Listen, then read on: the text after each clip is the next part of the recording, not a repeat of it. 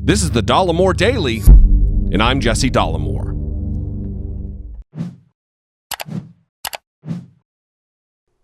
Look, there's no way to ease into this one. No way to sweetly or delicately get to the point.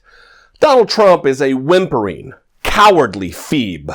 He blusters like a big, brave, tough-talking champion of and respecter of the military and the men and women who serve, the men and women who sacrifice, the men and women who give their very lives in service to this nation.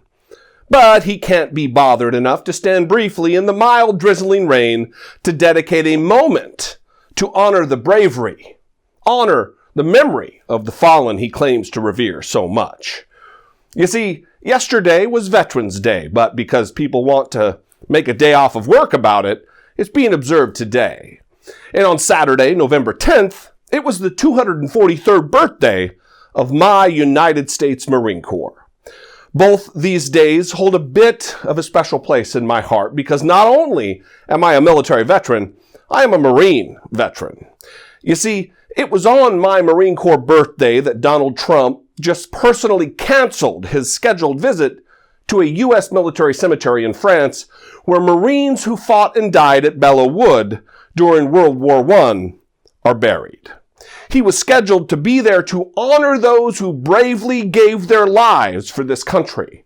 But because there was a little rain and he was worried that the piss-flavored cotton candy atop his pumpkin head might melt, he was a no-show. His chief of staff, Marine General Kelly, stood in the rain. The chairman of the Joint Chiefs of Staff, Marine General Dunford, braved the misty conditions. But Donald Trump dishonored the dead. Trump hid elsewhere, free from a few raindrops, like a laughably weak, feckless, disgraceful coward. Does anyone else find it hilarious that the president that these people revere as a strong man who is making America great again lacks the little fortitude necessary to get his hair wet in the rain? The same dipshit lemmings who scream MAGA and lock her up all the time hide behind their keyboards like pencil-neck weaklings, calling this former active-duty United States Marine a soy boy and cuck and countless other little names. Sometimes it's all a little too much. I mean, petite 85-year-old Ruth Bader Ginsburg, Supreme Court Justice, fell in her office at work and broke 3 ribs, and within hours returned to work. And Donald Trump was too afraid of water falling from the sky to honor thousands of men who stared down a fearsome enemy with steely-eyed grit and a determined love of country enough to give their very lives.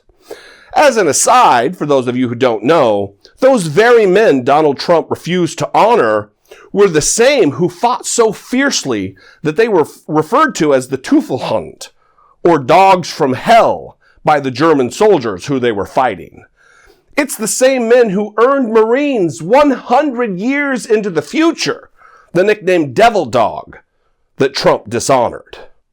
He hides from the rain while America is showered with embarrassment on the world stage. Being a vet in the age of Trump is infuriating. Infuriating not because he didn't serve, it's the doublespeak. It's the "I'm the most militaristic person ever" talk. The "nobody loves the military more than me" talk. It's enraging because, like with most things, it's all talk. Trump flaps his stupid gums about his devotion to the troops, but then maligns actual war heroes. He serves up plate after plate after plate of meaningless word salad about respecting the military, but then deploys thousands of troops to the southern border during the holidays as a political stunt just prior to the midterm elections. The heartening news, though, is that most Americans get it.